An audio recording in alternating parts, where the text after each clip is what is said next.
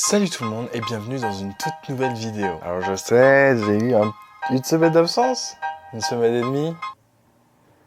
Je sais plus trop. Comme je vous ai dit dans la vidéo précédente, j'étais tombé malade. Plus j'avais quelques préparatifs à préparer en fait, tout simplement. Ce qui fait que j'étais pas du tout chez moi. J'étais que sur la route cette semaine. Du coup forcément j'ai pas pu vous faire de vidéo. J'ai reçu des messages en mode mais ça va bien? T'es mort? Non, vous inquiétez pas, je suis pas mort. Juste voilà, je suis relâ. J'espère que je vous ai manqué parce que vous m'avez quand même pas mal manqué. Hein. Ah, je suis content de revenir sur YouTube. Enfin revenir, je crois que j'ai fait une pause. Par rapport à certains youtubeurs, je m'en sors plutôt bien. Hein. Aujourd'hui on va parler de Maeva Guénam. Du coup, prenez quelque chose à manger, à boire et c'est parti. Let's go! La la, la la la la la. La la, la la la la la. La la, la la la la.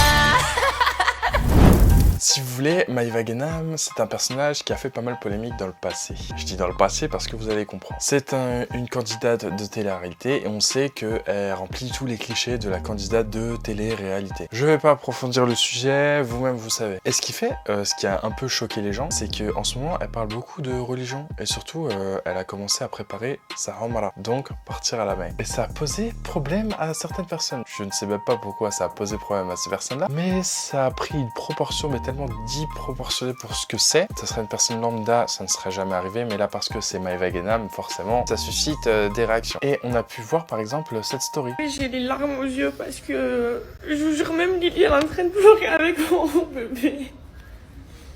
En fait, vous le savez là, je vais bientôt partir faire la Ramla. Et c'est le cadeau d'anniversaire de ma mère. Et je lui ai demandé si je pouvais en faire une pour mon premier amour le jour de son anniversaire. Et là le guide il m'a dit que c'était possible.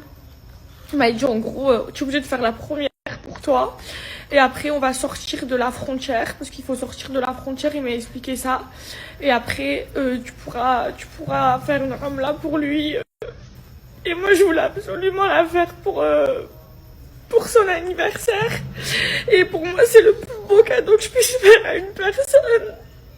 J'ai trop aimé mes bébés. Je suis trop contente, j'ai trop hâte de pouvoir lui faire ça. Et je vous jure, Alors faut savoir que le premier amour de Maeva Guénam, c'est une personne qu'elle a connue avant même d'avoir été sur les réseaux sociaux ou même avoir fait de la télé-réalité. Et cette personne-là est décédée, il me semble, accident de voiture ou fusillade, je sais pas, bref. À Marseille. Vous savez, Marseille, certains endroits, c'est ghetto de ouf. Et forcément, c'était l'amour de sa vie, elle comptait se marier avec, etc. Ce qui fait qu'elle ne l'a jamais oublié. Et là, elle a décidé de faire une ramla pour elle, déjà d'une, dans un premier temps. Et surtout, si c'est possible d'en faire une pour son premier amour qui est décédé. Et ça n'a pas plu aux personnes parce que, je sais pas vraiment, mais qui ont commencé à la critiquer. Le temps est passé, plus personne n'en parlait, etc. Jusqu'à le jour J où elle partait. Vraiment les derniers préparatifs, etc. Et elle commençait justement à partager sur les réseaux sociaux ce qu'elle va faire tout simplement. Et là aussi ça posait problème. Ça, c'est la haine des gens, vraiment. Oui bébé, je suis prête. Ça y est, c'est le départ. Allez, on y va pour le plus beau voyage de ma vie. Je sais pas si je l'ai bien mis mes bébés. Hier, on m'avait dit qu'il fallait rentrer dedans et pas faire comme ça. Je sais pas, dites-moi. Je vous aime. mes bébés, vous pouvez pas me croire. Là, je suis très en retard. À tout moment, là, je vous mens pas, je rate l'avion. L'avion, il est à 22h10, il faut être 1h30 avant. Je suis grave en retard, je vais serrer. Je suis en larmes. Ma mère, elle arrive avec les valises et moi, j'ai les 2 passeports. Et je suis passée, le mec, il m'a laissé passer. J'espère qu'ils vont me prendre, j'ai trop peur. Je tremble. Ma mère, c'est moi, elle vient d'arriver. Je tremble dans le taxi, vous savez, comme j'étais pas bien. Je tremble, j'ai trop peur. Elle va me dire maintenant. Aïe. Faut qu'ils nous arrivent, ils me disent quoi? Nos billets ils sont achetés. Ils nous disent il n'y a qu'une seule place dans l'avion. Je suis en train de péter les plombs. Alors, je peux pas le croire, c'est un truc. Je suis en train de péter les plombs. En fait, il n'y a qu'une seule place alors qu'on a acheté nos tickets. Ça veut dire que je peux pas prendre mon avion. Que ma mère, je sais pas, il regardait notre vol, il me dit tu vas pas payer, je sais pas ce qu'il me raconte, je vais faire une crise de nerfs.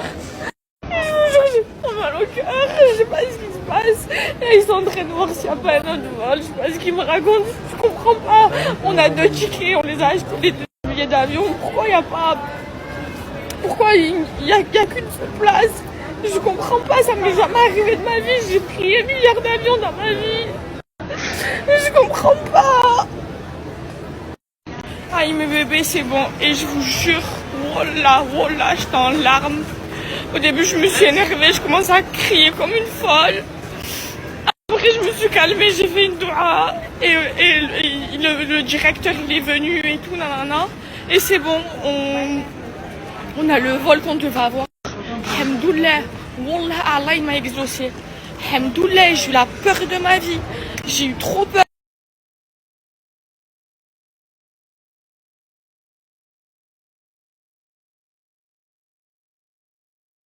La jalousie des gens, comment ça peut détruire ta vie, c'est fou. Hein. Mais bon, quand tu t'en remets à Dieu, forcément, tout se passe bien. Chaque problème a une solution. Et la solution...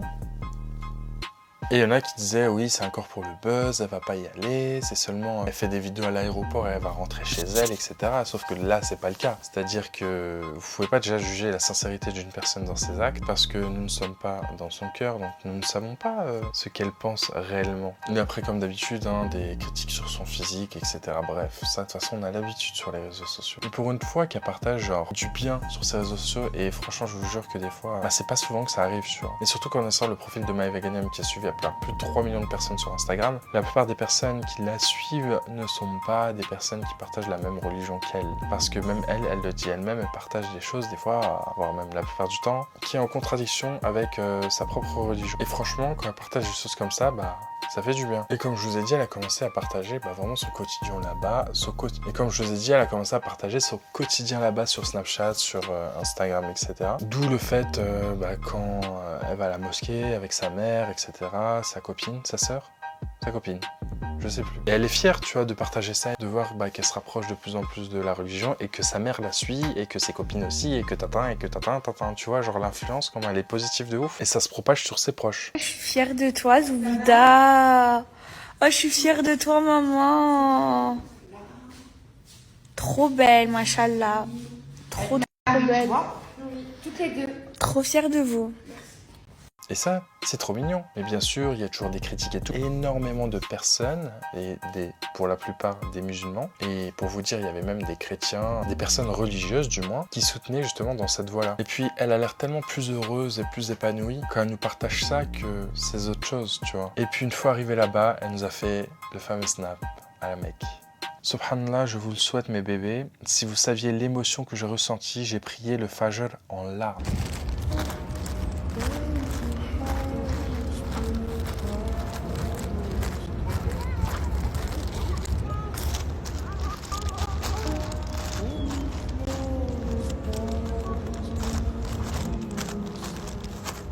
Franchement, ça fait trop plaisir. Je vous jure, j'ai suivi ces snaps-là lorsqu'elle était à la Mecque et tout, mais ça fait trop plaisir. Et on ressent à travers ces snaps, même si ça reste des snaps, une certaine sincérité quand même. Et comme je vous ai dit, le bon soupçon. Et bah moi, je suis heureux. Ça fait plaisir, je te jure. Une fois de retour à Dubaï, elle a commencé à nous raconter un peu son ressenti, ce qu'elle a fait là-bas, etc. Bref, nous faire un petit débriefing. Coucou mes bébés, j'espère que vous allez bien. Écoutez-moi, ça va. Trop bien. Je me suis jamais sentie aussi bien de toute ma vie. Genre, je sais pas comment vous expliquer, je me sens apaisée, je suis une autre personne.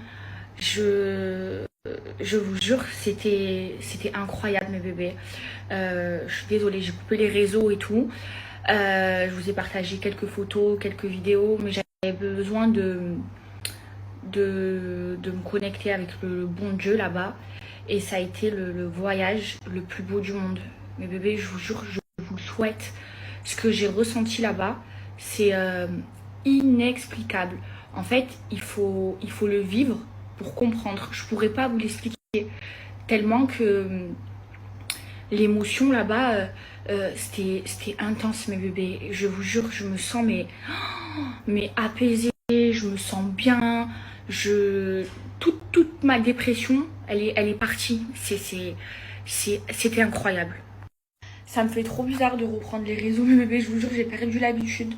Bref, je vous disais, c'était incroyable mes bébés, ce que j'ai ressenti là-bas. Vous savez, là-bas, j'ai pas fait grand-chose. J'ai fait les grandes mosquées et tout ça. J'ai été d'abord à Médine, après j'étais à Mecca. Mais par exemple, j'ai pas été visiter là où il y a eu la bataille, par exemple. En fait, là-bas, j'étais vraiment dans ma spiritualité et je ressentais le besoin que de prier, de me remettre en question et juste en fait de prier. Et je vous jure, c'était incroyable. En fait, vous savez ce que je me dis que en fait, ma religion, elle est incroyable. C'est une religion de paix. En fait, vous savez ce que j'ai trouvé incroyable là-bas, c'est qu'il y a des milliers de personnes, il y a des milliers de pèlerins et que, vous voyez, la Kaaba, 24 heures sur 24, c'est rempli. Et ce que je trouve aussi incroyable, c'est que, vous voyez, on est là-bas, il y a que des gens, on vient pas tous du même endroit, ni du même pays, même pas du même continent. Et quand c'est l'heure de la prière, il y a tout le monde qui se met en rang, il n'y a pas un seul bruit, il y a tout le monde qui se place, tout le monde qui prie en même temps. Et quand c'est la prière, il n'y a plus un bruit alors qu'on est des milliers de personnes. C'est impressionnant, il n'y a plus un seul bruit. On entend les oiseaux et l'imam en train de réciter la prière. C'est un truc de fou. Et là-bas, mes bébés, c'était vraiment... Franchement, ça fait trop plaisir ce qu'elle dit. Parce que forcément, c'est là où je dis, les fréquentations, ça t'influence quand même un minimum. Et sur ce coup-là, le fait d'être entouré de plein de personnes qui sont pieuses et qui sont là dans la même optique que toi, avec le cœur apaisé, etc., forcément, t'as une certaine sensation d'apaisement qui est incroyable. Et si, par exemple, t'es entouré de personnes qui sont qu'en colère et tout, forcément, ça va déteindre un peu sur toi et toi, tu vas commencer à être en colère aussi. Vous savez, cet effet de groupe, cet effet de masse, c'est un peu ça. Du coup, entourez-vous de bonnes personnes et vous serez des bonnes personnes, tout simplement. Et un truc qui m'a trop ému, c'est qu'elle parlait justement de sa mère, etc., de elle, lorsqu'elle est revenue de la Mecque et tout, on lui a fait une petite fête et tout. Même si sa mère, elle avait personne, tu vois, et elle a commencé à tomber en larmes. Et ça m'a un peu piqué le cœur quand même, je vais pas vous mentir, les émotions sont montées. Il y a aussi leurs familles qui ont fait le Hajj. Bref, on a fait une grande fête parce que pour nous, c'était trop important, on était trop contente, trop fière pour ma grand-mère. Et là, ma mère, ça me fait de la peine, je vous jure, parce qu'il y a personne qui lui a fait de fête. Parce que on est à Dubaï. Ma belle-sœur, elle m'a dit que... la peine, je vous jure, ça me fait pleurer. Ma belle-sœur, elle m'a dit qu'elle allait lui préparer un truc quand ma mère, elle rentre à Marseille. Et aussi, j'ai une copine à moi, au téléphone, elle m'a dit, oui, tu fais pas... C'est tout, je lui ai dit non ma chérie, elle me dit parce que quand je fais la ramla il faut sortir une sadaka. J'ai dit je sais, j'ai sorti de l'argent et tout, mais je n'ai pas fait tout ce que j'ai peur. Parce que j'ai personne à Dubaï. Et pour moi, je m'en fous. Vous voyez, mais pour ma mère, j'aurais trop aimé préparer une fête et tout. Je vous jure, je suis trop fière de ma mère. C'était impensable que ma mère elle se repentisse comme ça. Et en fait, j'ai trop envie de lui faire plaisir. Bon, allez, j'arrête de pleurer, je lui apporte son thé, ça va lui faire plaisir. Je vous jure que la voir comme ça fait plaisir. Même si elle est en larmes pour des bonnes raisons, tu vois. Tu ressens le côté plus humain que d'habitude. Et on sent qu'elle est fière de sa mère et qu'elle est fière d'elle-même aussi. Mais le problème, c'est dans les commentaires, quoi. Il y a beaucoup de personnes qui disent, mais elle fait du cinéma, elle fait machin. Et je vous jure, ces commentaires commencent à énerver. Et encore plus quand ça vient des personnes de ta propre communauté qui se disent musulmans. Et ça, je vous jure, ça fait trop mal. Et il faut savoir qu'il y a Bassem qui a réagi. Bon, après, c'est Bassem, j'ai envie de vous dire. Donc, vous attendez pas à ce qu'il ait dit des trucs de ouf. Il a dit des dingueries, tu vois. Et des trucs qui ne se disent pas et qui risquent de regretter dans l'au-delà s'il ne se repentit pas après ces paroles-là. Et il y a des personnes qui ont réagi, notamment ici Redazer. C'est un sac à sperme. Des crânes devant la Kaaba. Oh. Et vous allez me dire que c'est pour soupçon ça. Vous allez me dire que ces gens, ils ont changé du jour au lendemain. Arrêtez de vous mentir à vous-même, à être dans le déni le plus complet, bande d'... Normalement, c'est pas à moi de le dire. Mais non, les imams, ils sont occupés à faire des moukhabala en forêt. Comment cet être humain est détestable. J'ai une question, Bassem. Est-ce que tu es subventionné par l'État pour parler mal de tous les musulmans tout le temps, à chaque jour? Je comprends qu'on peut juger les actions, les mauvaises actions qui sont faites en public, comme les tiennes par exemple. Mais de juger le cœur des gens, imagine Yom El Qiyamah, Maëva, elle prend de tes hasanat parce que tu as jugé l'intention de son cœur. Wallah, ça c'est. Taqillah, bro, réforme-toi. C'est ça, vous êtes personne pour juger l'intention du cœur de quelqu'un. Et en jugeant, vous leur donnez carrément des hasanats, donc toi qui pensais lui faire du mal, tu lui fais du bien au final. Et tu causes du tort qu'à toi-même. Donc qui est le plus bête dans l'histoire? Et la même personne, Reda Hazer, a réagi justement par rapport à cette polémique qu'il y avait autour de Maëva Ghanem, puisque ça commençait vraiment à prendre des proportions qui ne sont pas censées y avoir. Salam alaikum wa rahmatullahi, la famille. Concernant la polémique avec l'influenceuse Maëva, voilà, il y a un rappel important dans cette polémique. Juste mettre au clair que, bien évidemment, je suis pas ici pour parler de sa vie professionnelle d'influenceuse sur les réseaux et je suis pas ici pour défendre ce côté-là. Je suis ici pour vous expliquer que on peut pas dire à quelqu'un de ne pas aller à la Mecque ou à Médine. Et c'est ça qu'est-ce qu'on est en train de lui reprocher. C'est une musulmane, ça reste une sœur. Et newsflash pour vous, une petite nouvelle, il y a des prostituées qui vont à la Mecque. Il y a des soulards qui vont à la Mecque, des alcooliques, des drogués, des pimps qui vont à la Mecque. La Mecque, c'est pas réservé aux pieux sans péché. Parce que si ça serait le cas, il y aurait personne à la Mecque. On est tous des pécheurs. Tout le monde a le droit de revenir vers Allah. Elle a allé faire un pèlerinage avec sa mère, qu'Allah accepte. Et qu'Allah fait que ce pèlerinage change son cœur et qu'elle change sa vie et qu'elle arrête ce qu'elle fait sur les réseaux et qu'elle change complètement. Allahumma amin. Parce que si on devait attendre d'avoir zéro péché pour aller à la Mecque, eh ben je vous jure qu'il y aurait personne là-bas. Nous sommes des humains, nous sommes faibles, et forcément des péchés on va en commettre toute notre vie. Après bien sûr le but c'est d'en commettre le moins possible. Mais faut pas attendre que tu sois parfait pour rentrer dans la religion ou faire par exemple tes prières ou faire tu dis non mais j'attends d'être mieux dans ma vie ou d'être mieux dans mon comportement pour commencer. Faut commencer dès maintenant. Enfin, on te demande pas d'être parfait. On te demande de faire les choses à ton rythme et d'essayer de faire les choses bien. Et Reda Hazer, c'est pas la seule personne qui a réagi par rapport à cette histoire et surtout par rapport au passage de Bassem. Encore une fois, hein. Incroyable mais vrai. En fait, pour être une sœur bien vue sur les réseaux, faut avoir fait un BBL, des seins en plastique et après tu mets ton djellab. Non mais s'il vous plaît, où il prend ces informations, Monsieur Bassem? Où il prend ces statistiques, sachant qu'il a du vécu, hein? Monsieur Bassem, c'est un ancien. Monsieur Bassem a 40 ans. Moi, j'ai 20 ans et je connais des femmes que, malheureusement, ça ne portait aucunement le voile ou plutôt le gilbeb dans un passé.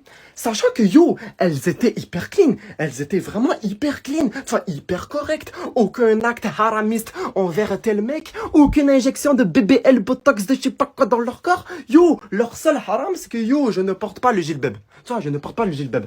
Là, en ce moment, alhamdoulilah, c'est 100%, 1000%, infini % clean. Tu vois, gilbeb à fond, voile légiféré à fond, hijabiya à fond. Tu vois, vraiment, comme... Mashallah, tu vois, bravo pour elle. Mais toi, monsieur Bassem, tu dis tout le contraire.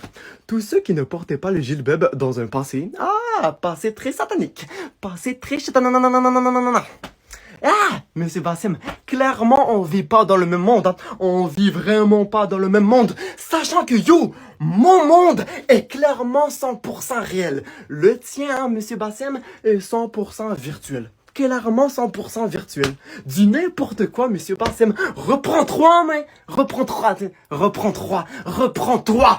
Toi, reprends-toi en main. Et jusqu'à, il y a Bastos qui a taclé Maëva par rapport à une photo à la Mecque. Et d'un ce point de vue-là, bon, après c'est Bastos, donc ça reste quand même à prendre avec des grosses pincettes. Mais je comprends ce qu'il veut dire derrière. Mais bien sûr, il a sauté dessus parce que c'est Maëva Ghanem. Puisque des photos comme ça, il en existe des milliers sur Instagram ou sur TikTok, on l'a jamais entendu. Mais là, vu que c'est Maëva Ghanem, forcément, ça pose problème. Bastos tacle Maëva après une photo d'elle à la Mecque, je te raconte tout.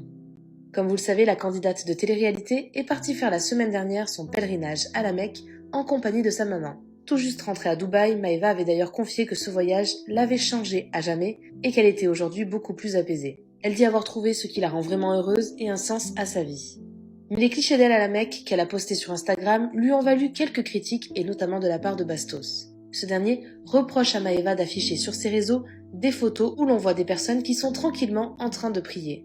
Son commentaire sous la photo de Maëva a d'ailleurs été particulièrement liké, ce qui montre qu'il n'est pas le seul à penser ça.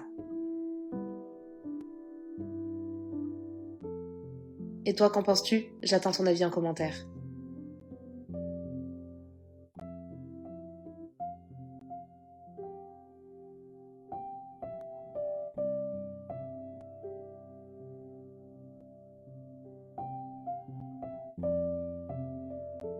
Et bien sûr, Maeva Ghenam a posté, pour répondre à toute cette polémique qu'il y avait autour d'elle, un petit message avec des frères pour justement parler de tout ça et qui a fait énormément de vues. Je crois que là elle a atteint les 7 millions de vues. Et de parler de cette histoire et surtout que comme quoi elle est sincère dans son chemin spirituel et que ce n'est pas un jeu, qu'elle prend pas ça à la légère et que c'est vraiment quelque chose de sérieux. Bonjour tout le monde, j'ai fait mon pèlerinage avec Baye Walid et Remède du Cœur. C'est le multiverse. Et du coup, j'avais quelques questions à leur poser. Dis-nous, Inch'Allah. Alors, première question, c'est vrai que sur les réseaux sociaux, j'ai eu beaucoup d'encouragement et tout ça, mais j'ai aussi eu beaucoup d'avis négatifs, de méchanceté par rapport à mon pèlerinage. Qu'est-ce que vous en pensez de tout ça? C'est vrai qu'avant, tu étais une jeune fille qui a fait des erreurs. Aujourd'hui, alhamdoulilah, tu nous as appelé, tu voulais te repentir, faire ta umrah. Tu es devenue une femme et personne ne peut se mettre entre toi et ton Seigneur. Personne. Maintenant, demain, on te le souhaite, tu deviendras même une mère accomplie. Inch'Allah. Si moi je peux te donner un conseil par rapport à ta question, c'est premièrement te concentrer sur toi, d'évoluer, devenir la meilleure version de toi-même, alhamdoulilah, petit à petit. Et lorsque tu vas évoluer, forcément tu vas apprendre, comme on a pu apprendre. Par exemple, quelle est la chose la plus importante en islam? Le tawahid, C'est exactement ça, ça veut dire? unifier Allah Oui. Dans son adoration. Magnifique. Et le pire des péchés? Le shirk, l'association. Masha'Allah. Magnifique. Et ma deuxième question, c'est j'ai trop peur de retomber dans mes travers. Parce que là, je suis dans un lieu sain, je me sens apaisée et tout ça. Et quand je vais rentrer chez moi à Dubaï, j'ai trop peur de redevenir comme avant. Comme je te l'ai dit, tu peux pas changer du tout au tout. C'est impossible. Tu vas évoluer à ton rythme. Alhamdulillah, comme l'islam est venu d'ailleurs. En fait, il n'a pas direct dit aux gens arrêtez l'alcool.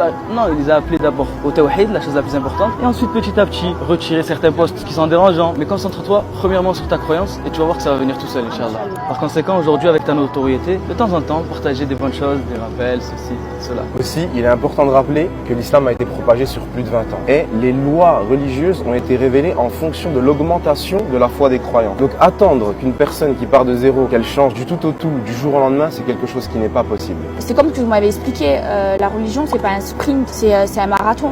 C'est petit à petit. C'est ça, exactement. Également, il est important de rappeler que le vrai croyant doit ressentir de l'amour et de la joie quand il voit son frère ou sa sœur revenir à Allah. Et le fait de le critiquer, de le rabaisser, de le dénigrer, au lieu de chercher à l'élever et d'espérer pour lui une repentance et un retour vers Allah pour que cela puisse profiter à cette personne, mais également quand elle est extrêmement influente sur les réseaux sociaux, également à d'autres, et en réalité ce qui doit être fait. Aussi le fait de chercher à fouiller dans les intentions des gens pour essayer de comprendre la raison pour laquelle ils ont fait tel ou tel acte d'adoration ne fait pas partie du cheminement du musulman. Ce qui doit être fait, c'est l'aide, la paix, l'amour, la miséricorde, le fait de vouloir élever son frère comme nous aurions aimé être élevés à sa place si nous avions été dans une situation similaire. Aussi, j'aimerais rappeler que le pèlerinage est une obligation qui incombe aux musulmans qui en a les moyens et les capacités. N'incombe pas aux musulmans de s'être repentis pour venir au pèlerinage. Il faut savoir que le messager alayhi salatu wassalam a dit tous les enfants de Adam sont pécheurs et les meilleurs d'entre eux sont ceux qui se repentent. On invoque Allah pour qu'Allah facilite notre sœur à se repentir et à revenir à Allah. Amin. Merci mes frères.